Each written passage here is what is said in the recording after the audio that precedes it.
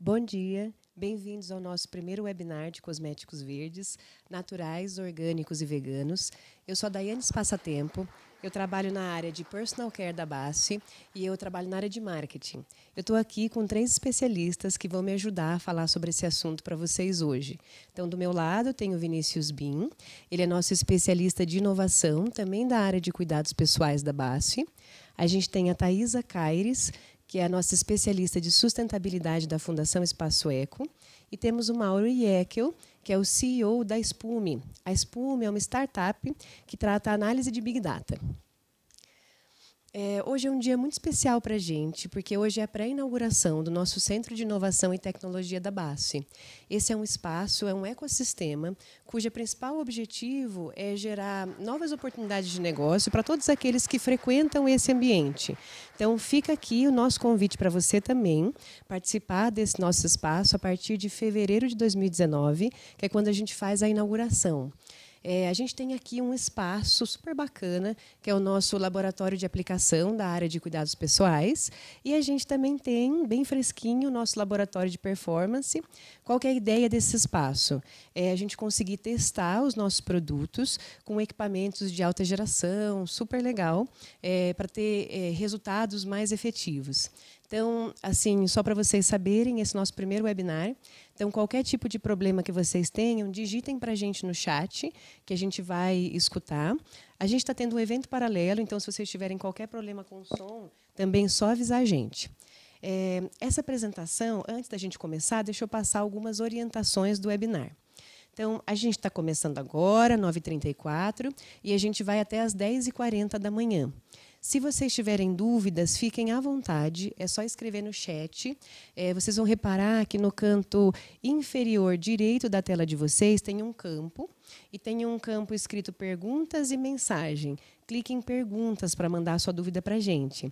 A gente não vai conseguir responder durante o workshop, só que as dúvidas mais frequentes a gente vai conseguir responder ao vivo com os nossos especialistas, já já. E as outras dúvidas, a Anne Sato, acho que a maioria de vocês conhece ela. Ela vai ajudar a gente, ela é uma expert da Basf nesse assunto, e ela vai responder para vocês logo após esse workshop. A apresentação vai ser, sim, compartilhada. Então, ontem, quando vocês receberam um e-mail com o link desse webinar, vocês tinham também o link de um grupo no LinkedIn. Lá vocês conseguem se cadastrar, receber essa apresentação resumida que a gente vai entregar para vocês, ou tirar dúvidas específicas com os nossos especialistas também. Então, vamos começar a apresentação. A gente vai dividir ela em 4 grandes blocos. Eu vou começar agora falando sobre a tendência verde. Depois, o Mauro vai falar um pouco sobre um estudo da Spume super bacana do mercado de veganos. A Thaisa, ela vai dar sequência falando sobre... ela trabalha na Fundação Espaço Eco e ela vai falar sobre certificações e sobre a legislação brasileira aí do grupo todo. Então, eu estou falando de natural, de orgânico e vegano. E o Vinícius vai fechar falando sobre quais são as soluções da Basf para esse mercado. Então, vamos começar com a tendência verde. O fim dos anos 90 para cá, nós vivemos a era da intensidade. Então, a abertura de mercado dos anos 90 e a estabilização econômica conquistada a partir dos anos 2000 fez com que teve um impacto grande no hábito de consumo do brasileiro. Aí a prateleira ela foi sendo repleta por vários industrializados e as marcas, para se diferenciar, elas precisavam chamar a atenção do consumidor brasileiro. Elas fizeram isso tão bem que isso gerou alguns desafios para nós como consumidores. Então, um deles é o excesso de consumo. Acho que um exemplo super básico que eu consigo pensar agora é quando a gente está arrumando o nosso armário em casa e aí você acha uma roupa que você nunca usou, está lá com a etiqueta bonitinha. Então, será que precisava ter comprado mesmo? O outro desafio é o excesso de informação. A gente é bombardeado de informação o tempo todo. É mensagem de texto, é e-mail, é mensagens das mídias sociais, são esses smartwatches lembrando a gente o tempo todo do que está acontecendo ao nosso redor e no mundo. Então, é cansativo. É cansativo pela quantidade de informação, mas é cansativo também porque a gente tem que verificar essa informação, a veracidade dela. Não dá para acreditar em tudo. E o terceiro tópico é o excesso de velocidade. Esse ano aconteceu muita coisa. A gente teve a greve dos caminhoneiros, teve a Copa do Mundo, teve as eleições e, acredite se quiser, semana que vem é Natal. Esse ano passou muito rápido. E, de repente, cai a ficha e a gente começa a pensar se todos os excessos não fazem mal para a saúde. Então, desde 2004 para cá, aumentaram 51% as perguntas de faz mal no Google. Começa, então, uma busca por qualidade de vida. 81% dos consumidores se preocupam em levar uma vida mais saudável. Nesse cenário, o natural chega como salvação. Então, dos últimos 5 anos para cá, aumentaram em 55% as buscas pela palavra saudável. Aumentaram em 70% as buscas pela palavra natural. A gente teve 1000% de crescimento nas visualizações de vídeos com o tema saudabilidade e mais de 1,5 bilhões de visualizações de vídeos com o tema saudabilidade no YouTube só no primeiro trimestre de 2017. E se a gente pensar em cosméticos? O consumidor agora ele fica pensando se não tem métodos alternativos de consumir cosméticos, respeitando mais a natureza. Então, existe uma preocupação maior em entender a origem dos ingredientes e de onde eles vêm. De acordo com a Nielsen, as vendas de personal care com as marcas com claims naturais cresceu 9% no ano passado. A conclusão é, a beleza verde veio para ficar, mesmo que ainda haja muita confusão a respeito. Não existe uma determinação, uma padronização globalmente aceita sobre esse tema, mas o Euromonitor divide essa beleza verde em 3 grandes blocos. Então, os orgânicos, que é um grupo muito mais restrito. Em geral, a gente fala com esse consumidor via certificados. Quando esse cara compra cosmético, ele quer saber de onde vem o ingrediente e, principalmente, a rastreabilidade desse ingrediente na cadeia até chegar na mão do consumidor final como um produto final. O outro bloco é o bloco dos naturais. Aqui existe uma preocupação com ingredientes que tenham uma origem natural, botânica, vegetal, estando muito alinhada com essa questão da natureza e buscando formulações mais suaves de uma forma geral. E o nosso terceiro bloco é o bloco do ético, ele acaba sendo mais macro, e aqui a gente está pensando em coisas além do ambiente, como os direitos humanos e os direitos dos animais. Falando sobre o vegano especificamente, quando ele vai comprar um produto cosmético, ele tem basicamente 2 preocupações. Uma é de onde que vem esse ingrediente, no sentido de que, será que vem de algum animal? Então, a cera de abelha, o leite, o carmim, que vem da cochonilha, por exemplo. E a outra grande preocupação é se esse produto foi testado em animais. Então, para falar um pouco mais em detalhes sobre esse mercado, o mercado de veganos, a Espume fez um material super bacana. Eu já vou passar para o Mauro. Mas, antes disso, para aqueles que entraram agora no webinar, algumas orientações básicas. Então, aqueles que tiverem interesse em receber essa apresentação, é só se cadastrar no LinkedIn, que a gente mandou para vocês ontem. As perguntas, a gente está super aberto. Mandem, por favor, pelo chat. E até o final da apresentação, a gente deve responder. Então, Mauro, por favor, pode seguir com o tema de veganos da Espume. Ok, obrigado.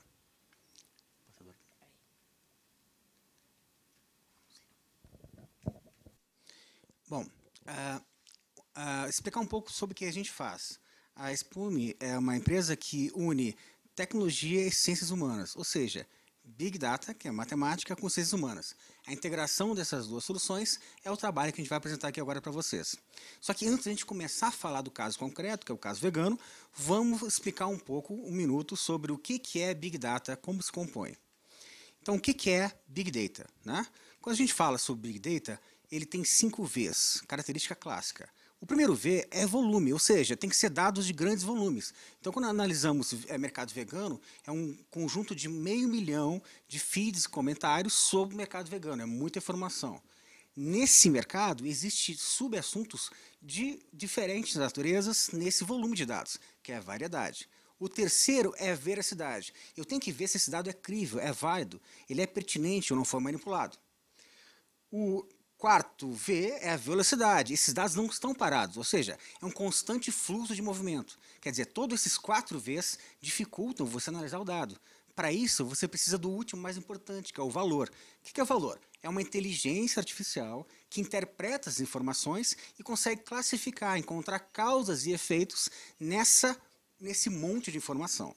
Com isso, a gente consegue analisar sinais fracos, ou seja, coisas no presente, que o vegano tem comportamento A, o vegano possui tal classe social, tem tal hábitos. Isso são insights do presente. Com base nesses insights do presente, eu consigo fazer a predição de evento futuro. Como estará esse mercado daqui a alguns anos? Qual a tendência? E as empresas com isso podem antecipar seus negócios em função dessas predições de eventos futuros. Quando a gente fala de dados, tem dados visíveis, que são acostumados, idade, sexo, classe, renda, mas também é importante observar os dados invisíveis, que são dados subjetivos, cultura, valores, motivadores, sociologia. Então, nesse trabalho, nós juntamos os dois aspectos para poder fazer uma apresentação mais completa. Isso tudo nós chamamos de Big Data para conhecimento. Antes de introduzir, um ponto importante. Tem duas maneiras de você fazer um trabalho como esse. Uma delas é por pesquisa, né? Só que pesquisa acontece o seguinte, as pessoas respondem o que pensam para uma pesquisa, mas elas fazem o que sentem. O que quer dizer isso? Se você perguntar para uma pessoa qual o grau de 1 a 10 que ela acha importante cuidar da natureza, a resposta vai ser 10. Mas se você for observar o que ela faz, talvez não seja 10. Provavelmente não é 10. Então, a diferença entre o discurso declarado numa pesquisa e outro do que ela se comporta. Esse trabalho todo é voltado com base no que ele se comporta, naquilo que ele faz. Então, esse é o core dessa apresentação. Introduzindo a apresentação, antes é importante falar o que é vegano, para a gente alinhar a expectativa. Então, vegano é uma forma de viver, então é uma forma de se comportar, é uma conduta ética. Só que é importante falar que eles fazem isso na medida do possível. Quer dizer, não são radicais que vão se excluir do mundo, né? Então eles fazem concessões possíveis e vão gradativamente tentando implementar a sua filosofia. E tanto é a crueldade animal, tanto é no vestuário, na alimentação, como também em qualquer outra finalidade. Qualquer outra finalidade, estamos falando aqui de personal care, home care, ok? É esse que é o trabalho que a gente vai enfocar. Então, quando a gente fala de vegano, vamos começar o seguinte, eu não posso falar qual o tamanho do mercado sem dar uma referência. Falar que é grande ou pequeno e referente a quê? Então, vamos pegar o que é mais comum que eu imaginei, temos muitos clientes nessa área, que é cerveja, que é mais fácil de entender. Então, imagine o mercado de cerveja, né? Todo mundo aqui tem alguém que bebe cerveja ou gosta de cerveja. Imagina o tamanho desse mercado. A pergunta que eu lanço no começo é qual o tamanho do mercado vegano em relação ao mercado de cerveja. Pensem agora, 3%, 5%, 4%, guardem esse percentual e no final nós vamos responder essa questão para vocês, ok? Vamos lá. O vegano... Foi. Então, nós pegamos quase 500 mil de feeds, informações, e o robô classificou em diferentes classes, tá? Primeiro ele encontrou o carnívoro típico. Aquele cara que é carnívoro não está nem aí para a saúde, né? Brinca com o pessoal que é vegano, né? Zoa desse pessoal, então é um cara que só mesmo está ligado em comer carne. O segundo é um carnívoro tradicional, aquele cara que come, até acha interessante, mas está naquele meio termo. O terceiro cluster que a gente encontrou é um carnívoro consciente, ou seja, ele come carne, mas se preocupa com a saúde. Ou, de vez em quando, ele come uma coisa natural, de vez em quando uma salada, ou bota mais salada que carne, né? Depois nós temos o grupo dos naturalistas. Ou seja, ele não é um cara que vai direto no orgânico, mas ele quer uma coisa natural. Então vai, me dá uma comida natural aqui no supermercado. É o caminho que ele faz. Depois nós temos, para um grau maior, o orgânico. O orgânico já tem uma visão mais aprofundada, quer dizer, ele quer saber, tem agrotóxico, de onde veio, né? Como foi feito, tem uma visão mais profunda sobre o aspecto da alimentação. Agora nós começamos aqui a ver o vegetariano social. Bom, o que é um vegetariano social? É aquele vegetariano que é vegetariano, mas ele é social porque ele usa a rede para dizer que é vegetariano. Então, ele tem mais ênfase em dizer que ele é do que ser vegetariano. Ele fala que é vegetariano, mas ele come um peixinho ali, uma carne de noite para ninguém ver, mas é vegetariano social. Depois nós temos o vegetariano, que é o vegetariano típico. Esse sim tem uma consciência, alimentação é importante no processo dele. Depois temos um vegetariano que é mais politizado, então ele quer se aliar a causas com relação a este tema, saúde. Depois nós temos o vegano social. O vegano social seria mais ou menos o vegetariano social. É um cara que entendeu que é cool ser vegano, é bacana, é legal, e fica colocando nas redes que ele é vegano, que é um cara moderno, é um cara para frente, é um cara avançado. Depois temos aí sim, aqui nós temos o vegano típico, é um cara consciente, engajado político, né? E ele se preocupa em saber a cadeia inteira de valor. É um cara muito criterioso, é referência para todos. E por fim nós temos um vegano politizado, ou seja, o vegano politizado, ele participa de algum partido político, né? É a cor dele e é vegano, não o contrário. Né? Então, primeiro, a política é importante e a política tem a ver com vegano, então, ok, vou no vegano. Tá? Então, essas são as classes que o robô, nosso algoritmo, encontrou de categorias, tá? Do mais ao menos. Tá? Então, nós temos um grupo de carnívoros, relembrando, temos um grupo que já estão chamando de híbridos, né? Intermediários, temos um grupo de vegetarianos e temos um grupo de veganos. Ok? Só que nós temos o quê? Um grupo do lado da direita que é mais político, então são mais politizados. Temos um grupo que é mais ideológico, que permeia esse grupo. E, por fim, temos um grupo do saudável. É importante observar que saudável ele permeia várias cadeias de cluster de usuários. Nós temos que chamar esse grupo do vermelho que estão vendo aqui de contracultura. Por que contracultura? Se for pensar, na sociedade desde a pré-história, aquele que come carne é o topo da pirâmide alimentar, é o macho alfa, é o líder, é o que domina. E quem come as melhores carnes, né, é aquele que domina. Então, nossa sociedade, né, é formada nesse critério. Isso é uma cultura social. Então, quando eles têm essa política filosófica e ética, a gente chama isso de contracultura. Ou seja, então, tem que entender ele como uma contracultura. Eles estão colocando uma outra forma de ver e repensar esse estilo de vida nosso. E o outro grupo é só mais social. Bom, vamos dar uma olhada ao longo do tempo, nos últimos 14 anos, como se desenvolveu vegetariano e vegano. Se você for ver, o vegetariano se mantém 14 anos, né, com uma procura relativamente estável. Mas já o vegano, ele em 2015, ele passou os vegetarianos. Ele não só passou, como ele empurrou o vegetariano a ter mais um improve no seu processo. Tá? Então isso é importante ver, é muito recente. Isso no Brasil, mas também vale para o mundo. O mundo também reflete isso. Nós temos um delay entre Brasil e mundo em torno de 2 a 3 anos. Tá? Então o mundo também segue esse movimento. Então agora, quando nós olhamos aquele gráfico, temos que entender uma cadeia de influenciadores. Todos os grupos que estão laterais influenciam o seu lateral, natural, né? O carnívoro consciente e assim por diante. Mas todos eles acabam tendo como referência o vegano clássico. Quando eu falo referência, tem que observar. Mas, Mauro, o cara que é carnívoro lá, ele critica o vegano. Né? Ele até pode criticar, até pode brincar, até pode zoar, mas ele fala, o cara é chato. Mas eu vou seguir isso porque esse chato fez uma curadoria na alimentação e assim eu vou seguir. Então ele acaba sendo uma referência de comportamento. Tanto é, quando você vai num restaurante fast food, tem lá um hambúrguer no cardápio vegano, não faz nenhum sentido. Né? Mas a pessoa que está comendo aquele hambúrguer não é um vegano. Muitas vezes é alguém que está de regime, quer baixar a pressão, acha que engordou ou tem muita alimentação que faz mal naquele local. Vamos falar agora das importantes causas globais migrando para propósitos locais. Há uma mudança de comportamento no Brasil e no mundo, né, questão do Brasil, de causas globais perderem a ênfase e propósitos locais ganharem mais ênfase. Tá? Então isso é uma coisa bem curiosa. Tá? Se você pegar meio ambiente, o interesse caiu 70%. Mas calmem, né? Já explico para vocês por que isso acontece. Não é que está menos interesse no meio ambiente. A energia do meio ambiente dessas pessoas se modificou para uma energia de resolver problemas locais. Né? É essa que está mudando. Quando a gente fala também em reciclagem, também caiu o interesse, poluição também caiu o interesse no Brasil, sustentabilidade, subiu no Rio Mais Mint, caiu depois, aquecimento global, 2019, com Al Gore, subiu e caiu bastante. Vamos falar, poxa, mas está tudo caindo, como pode? Né? Mas o que acontece? Não é que caiu, essa energia modificou para propósitos locais. O que significa isso? Se você pegar aquele evento dos Beagles que teve no Brasil, o laboratório, acho que você já conhece isso, fez com que crescesse 30% o interesse por adoção de animais. Se você pegar consumo de pet shop no Brasil, a partir de 2011, o crescimento é exponencial a cada ano. Se você pegar cachorro de rua, ele aumenta absurdamente, muito mais cachorro de rua na rede social do que cachorro de raça. Inclusive é cool você ter um cachorro de rua, né, e não ter pago por ele. Agora, se você pegar, você lembra do ursinho panda? Cadê o urso panda? Né? Cadê o Greenpeace batendo no barco? Eu não vejo mais na TV isso. Né? Por quê?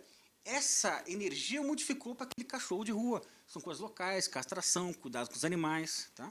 Então, foi uma migração de comportamento. Então, nós temos, a partir de 2004 a 2020, desculpa, 2010, nem estamos em 2020 ainda, eu já estou no futuro aqui, é Big Data. Tá?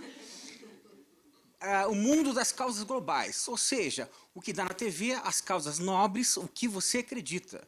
Já a partir de 2010, você tem nas redes, a atitude é mais importante e é o que você faz. Porque o que você faz, você mostra, e você mostra e repercute. Vegano. Quando fala de vegano, a questão mais psicológica. Os animais e os mamíferos e não mamíferos. Os mamíferos têm duplo córtex. Eu sei que isso aqui é meio nerd, meio técnico, mas só para entender, duplo córtex tem um córtex no mamífero, nós somos mamíferos, que consegue se correlacionar com outros seres humanos ou outros animais, uma comunicação não verbal emocional. Já um lagarto não tem isso, já o jacaré não tem isso. Por isso que nós temos mais empatia com os cachorros do que com as cobras. Tá? Só que os veganos entenderam esse processo e ajustaram a sua comunicação, que antes era mostrar animal maltratado, e começou a trabalhar. Por que você come um animal e não come outro? Por que você come esse cachorrinho, mas não come a galinha? Por que você não come o gato, mas come a vaca? Então, com isso, eles conseguiram tocar nas pessoas de uma maneira mais eficiente. Então, nós tínhamos, em 2010, um mundo que a gente chamava da família com o cachorro. Você lembra da foto da família de vocês com o cachorrinho do lado? Agora você tem na rede social, é o cachorro na frente, que é a família, com a pessoa atrás escondida. Né? Então, hoje o cachorro é a família, não é o cachorro que faz parte da família. Tá? Então, quando a gente pega aqui assuntos relacionados ao tema, vamos pegar aqui o crescimento de cosmético vegano no mundo. Cresceu 150% em 3 anos. Só que quando você procura cosmético vegano na internet, né, no mundo, você quer saber se ele tem o selo de sem crueldade com os animais. É relação direta. Na verdade, é até diferente disso.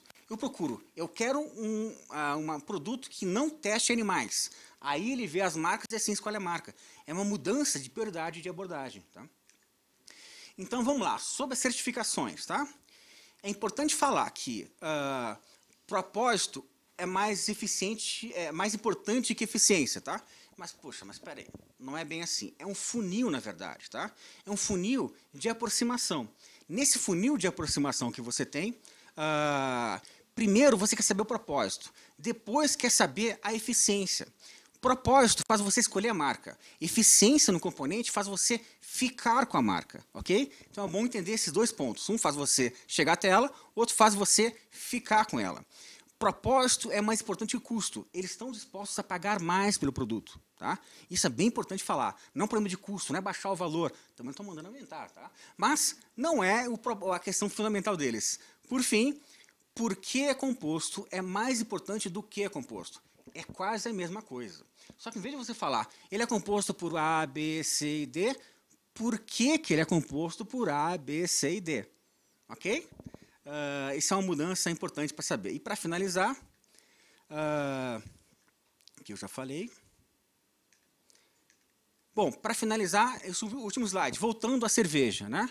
Então, se o mercado da cerveja é essa esfera, esse é o tamanho do mercado vegano, certo? Poxa, mas Mauro, é desse tamanhozinho? Né? Não, porque nós temos, ele influencia o mercado vegetariano.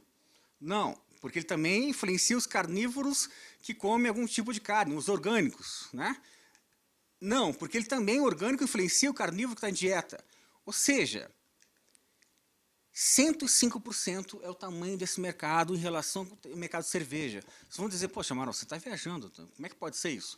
Faça um teste, pense nos seus familiares. Quantos deles tomam cerveja toda semana? Vamos escolher em 10, talvez uns 2, né? 1, 2, mais ou menos isso. Pergunta para ele quantos desses familiares iriam para o supermercado, se pudesse escolher, escolheriam um orgânico ou um natural em detrimento de outro. A maioria faria isso. Então, o mundo mudou nesse aspecto. O que faz a união de todo esse processo? É as certificações, que une todas essas categorias num só propósito. Ok? Obrigado pelo tempo. Bom, e dando andamento ao que o Mauro estava contando para a gente em relação a propósito, por favor.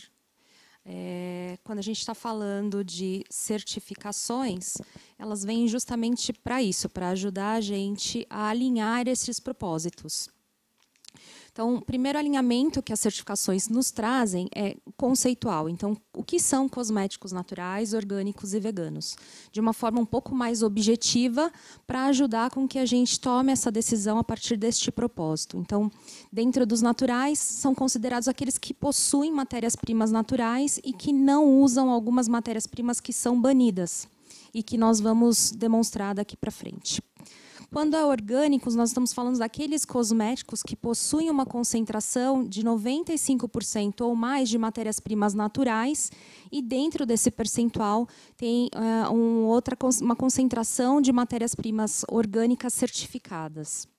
E os veganos, aqueles que não possuem nenhuma matéria-prima de origem animal ou de sacrifício animal e nem que tenham sido testados em animais.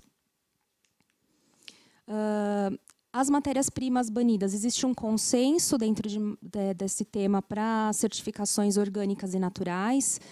Nas principais certificações aqui no Brasil, que é a Cosmos e o IBD Natru, eles consideram essa lista, destacando para a questão do silicone, que é uma das matérias-primas banidas, óleos minerais, e que devem ser respeitados para que esse cosmético possa ser certificado ou não, seja ele natural ou orgânico. Do ponto de vista de legislação, no Brasil, desde 2016, está tramitando um projeto de lei para estabelecer essas diretrizes para cosméticos orgânicos e naturais aqui na região. No entanto, essa lei ainda não entrou em vigor, está aguardando uma definição do Ministério da Agricultura e da Anvisa, que são os órgãos que regulamentam. Essa certificação, essa legislação, ela vai trazer algumas diretrizes para padronar esse tema aqui no Brasil, assim como foi feito em 2003 para os alimentos orgânicos. Inclusive, a legislação de alimentos orgânicos, ela pauta as certificações de cosméticos orgânicos, porque ela vai trazer os requisitos para a matéria-prima que vem da cadeia alimentar. Quando a gente fala de padrões de certificações, no mundo existem vários padrões. Em geral, os países estabelecem seus próprios padrões e certificações. A exemplo dos Estados Unidos, que tem um padrão voluntário do NSF e que estabelece para cosméticos uma certificação em que o produtor, né, a usina, a indústria, ela tem que estabelecer qual o nível de matérias-primas orgânicas que contém no seu produto, e tem a legislação federal que vai estabelecer somente critérios para alimentos orgânicos. No Canadá, a Certec estabeleceu um padrão também que vai dentro dessa linha dos 95%, e na Austrália a gente tem um dos padrões mais restritivos internacionais para esse tema específico para cosméticos. Na Europa, especificamente, a gente tem destaque para 3, um alemão, um da Inglaterra e outro na França, e que também estabelecem alguns critérios, seja para naturais ou para orgânicos, e que depois que se juntaram com outros 3 padrões para estabelecer o padrão Cosmos, que é o que a gente tem aqui harmonizado hoje como um padrão bem forte no mercado. Olhando especificamente para o IBD Natru, né? O IBD ele harmonizou a certificação para cosméticos orgânicos e naturais aqui no Brasil com a certificação Natru, então eles estão em total harmonia. Ele traz essa importância para os cosméticos orgânicos, para a matéria-prima ela ter uma origem de agricultura orgânica e ser certificada, e estabelece os percentuais de concentração de acordo com cada tipo de cosmético. Em geral, são os 95% de matérias-primas naturais, contendo 20%, 25% de matérias-primas orgânicas dentro desses naturais. Um ponto importante é que, no IBD Natru, a água não é considerada um ingrediente natural. Então, ela não pode entrar nessa contagem de matérias-primas. Diferente do referencial Cosmos. Como eu havia dito, então, é um referencial que foi harmonizado entre 5 outros organismos europeus e que consideram a principal diferença entre eles e o IBD Natru é a questão que a água ela passa a ser considerada como um ingrediente natural, Então, dentro dos 95% de ingredientes naturais para contar na formulação dos orgânicos, a água ela pode ser considerada aí dentro.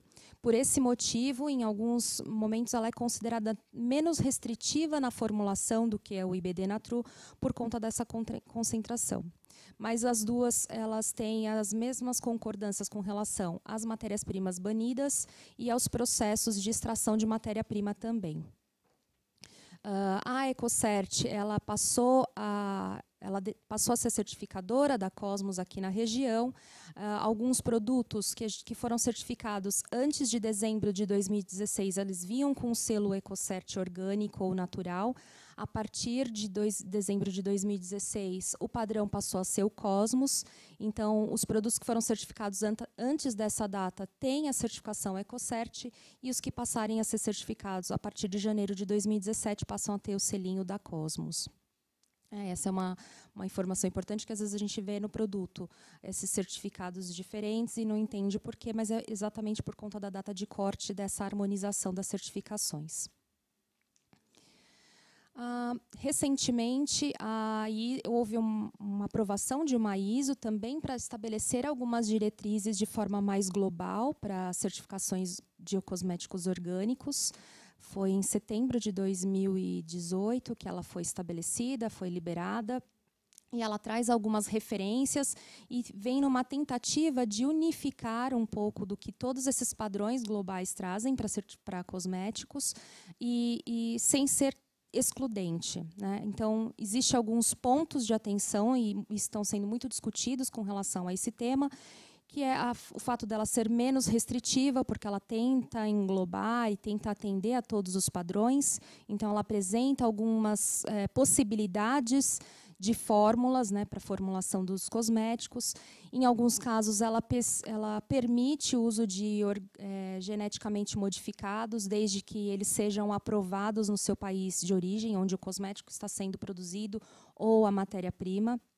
Esse é um ponto bastante crítico, porque nenhuma delas aceita o uso de geneticamente modificados.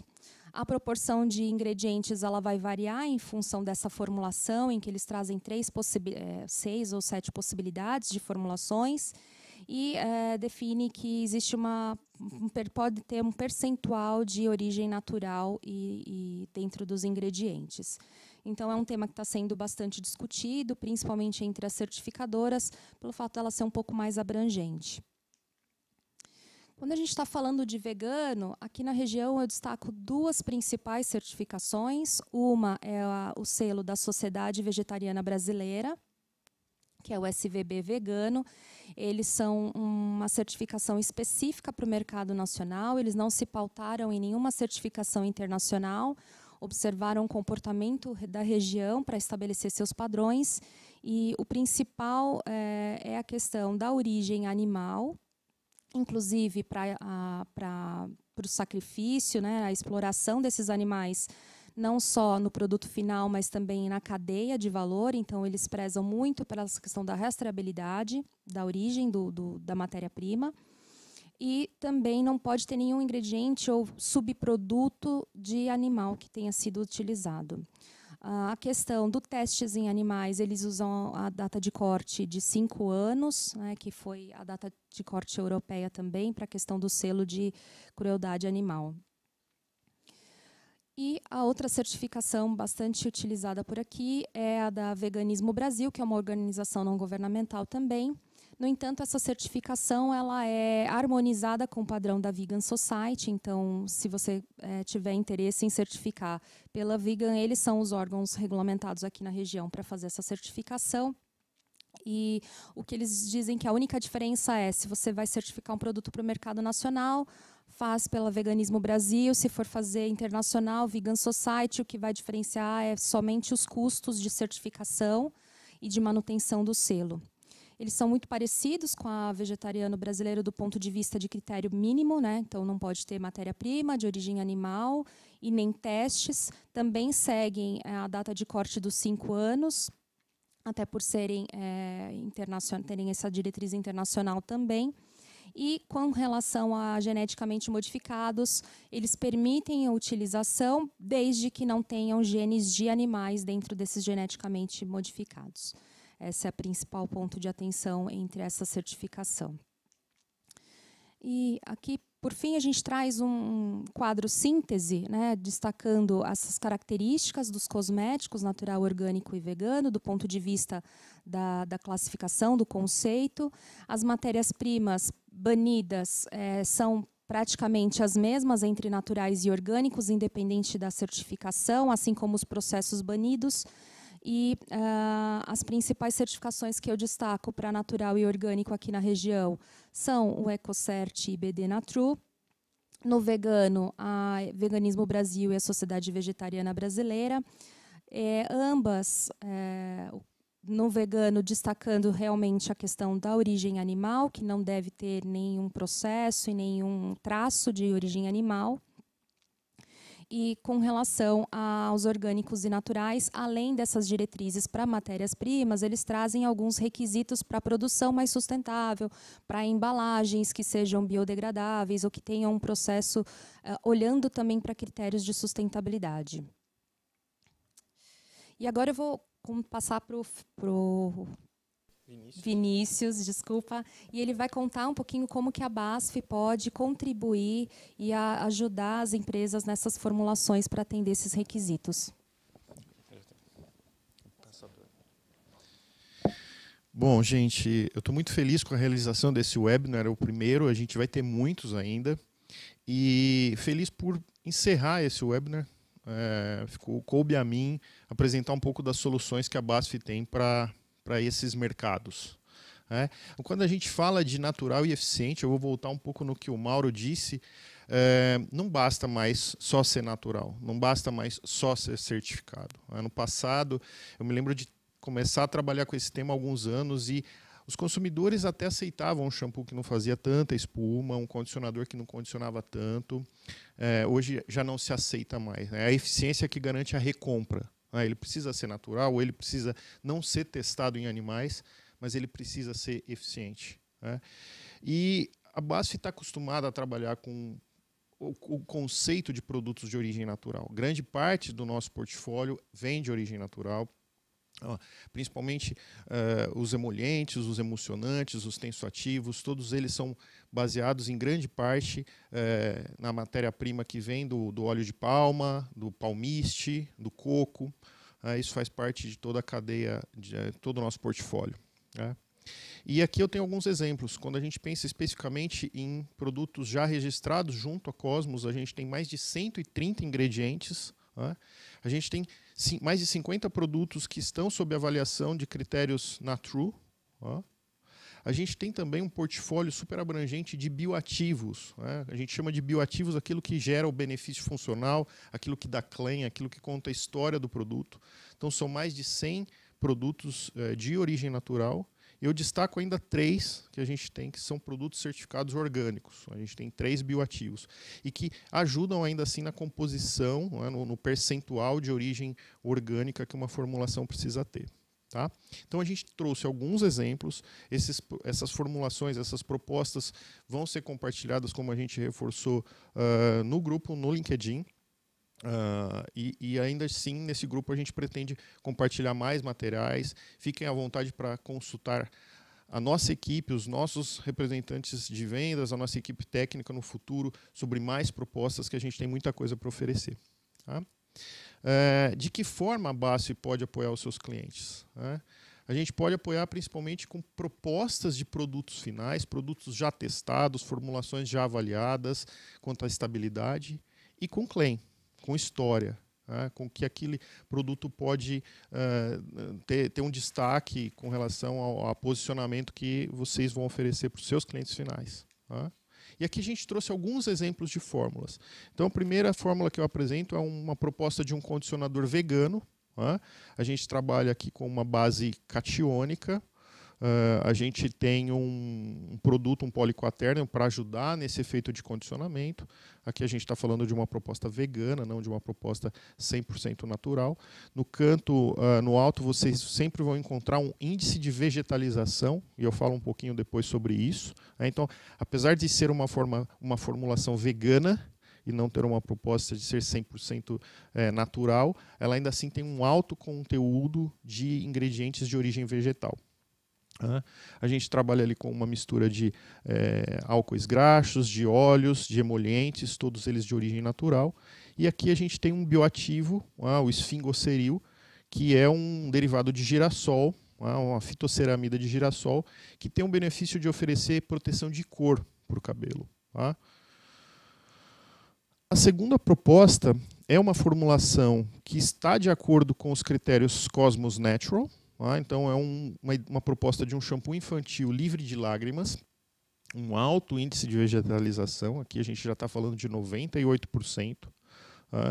A gente tem aqui um dos tensoativos-chave para essa composição, ou o tensoativo-chave para essa composição, é o Plantaquera 818.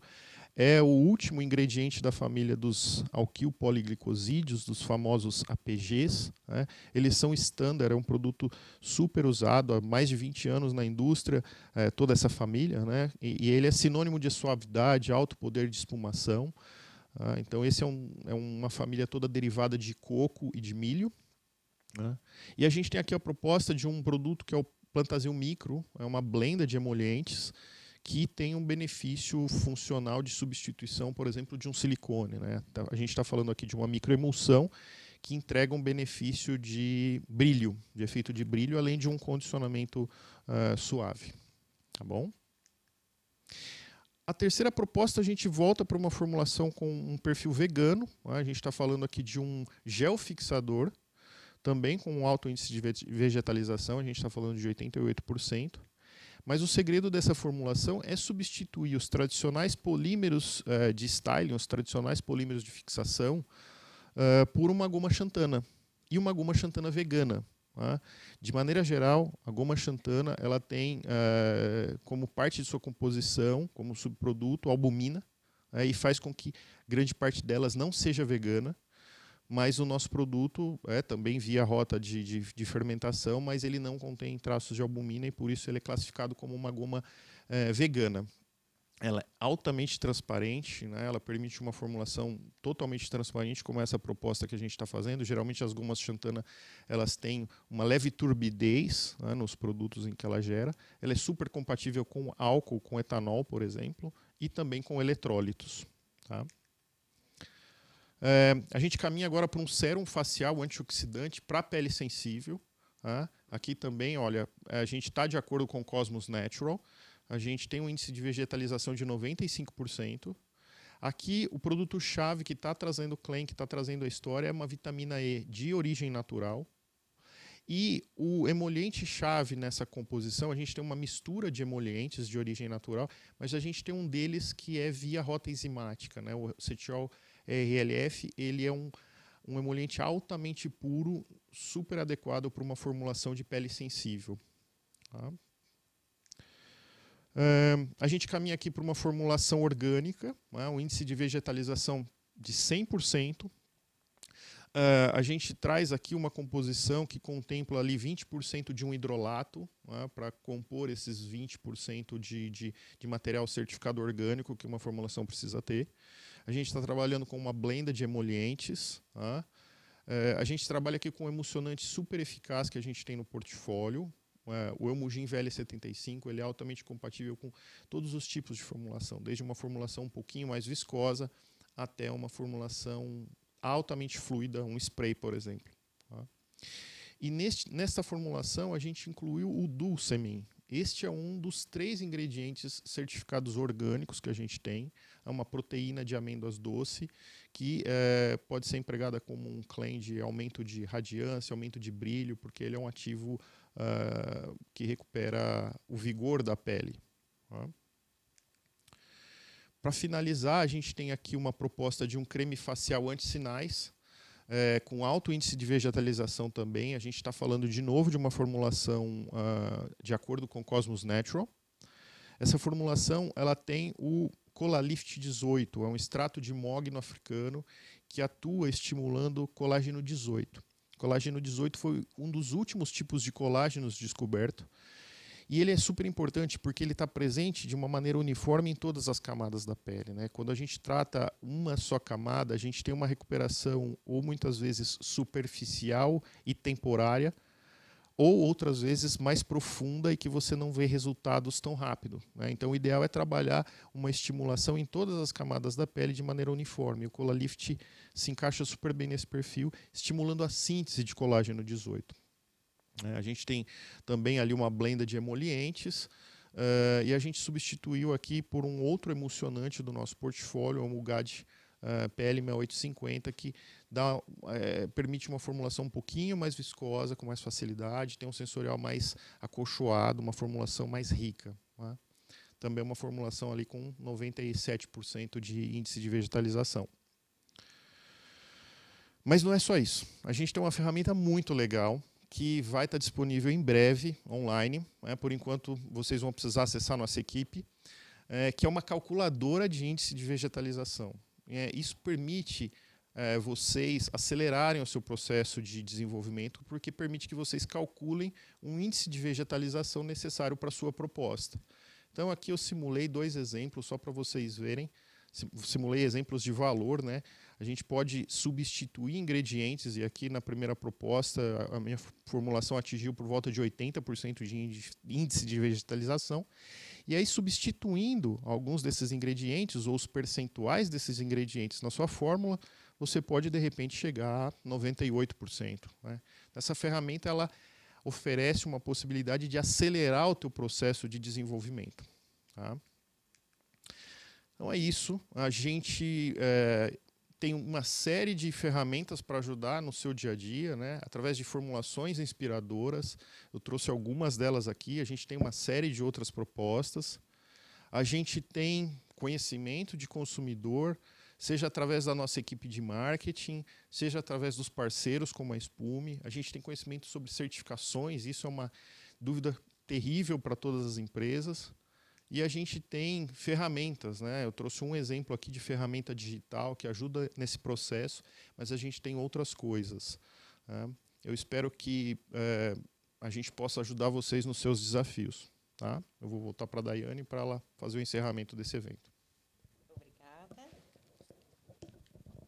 Se no passado as empresas queriam chamar a atenção do consumidor para ele consumir, hoje o desafio é muito maior. O desafio é conseguir criar propósito. Espero que a gente hoje tenha conseguido contribuir com essa jornada de vocês. Então, vamos para as perguntas agora? Obrigada. Mauro, uma pergunta para você. Quando você fala em veganos, está considerando o uso de agroquímicos que não afetam os insetos polinizadores? Essa pergunta é do Isaac. Sim.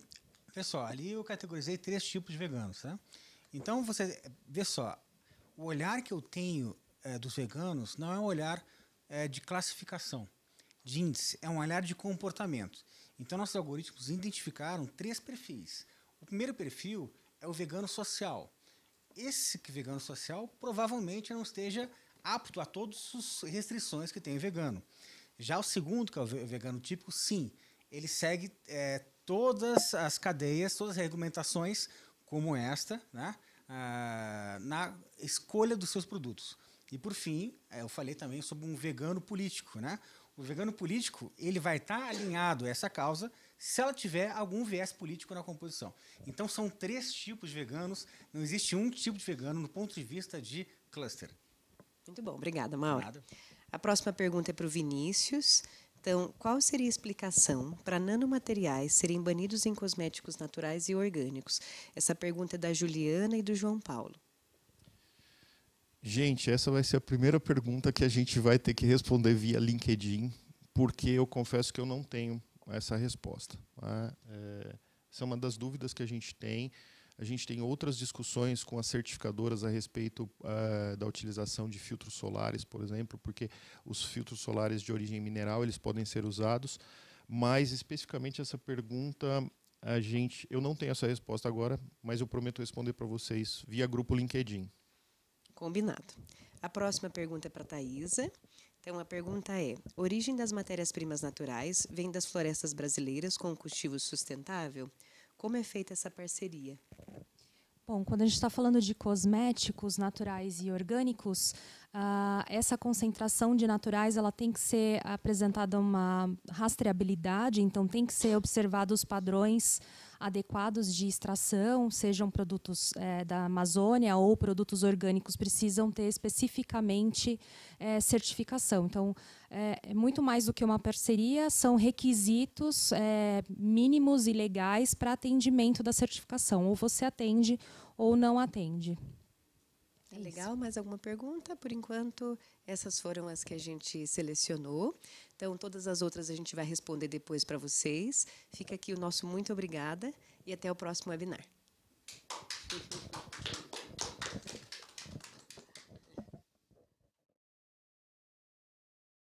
Para mudar do jeito OU para o jeito E, a gente investiu e continua investindo em pesquisas, novos produtos, colaboradores, parceiros e clientes, para que todos possamos ser prósperos e responsáveis pelo futuro. Qual deles? O futuro bom, claro. Afinal, dá para prosperar e ser sustentável? Aqui na BASF, a gente acredita que dá sim. Prosperidade e sustentabilidade. O futuro está no E. BASF, we create chemistry. Desde que a gente nasce, parece que todos nós nos acostumamos a pensar de um jeito comum. É o jeito OU. Tudo é OU.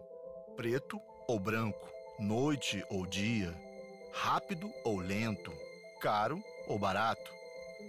Tem OU até nas fábulas. Cigarra ou formiga? Se diverte ou trabalha? Parece que o jeito OU virou a verdade universal. E na indústria, então? Tem que escolher. Se produzir, polui. Portanto, é indústria ou o meio ambiente. Só que aqui na BASF é diferente. Há muito tempo a gente decidiu pensar de um outro jeito. É o jeito E. Toda a nossa atividade na química serve para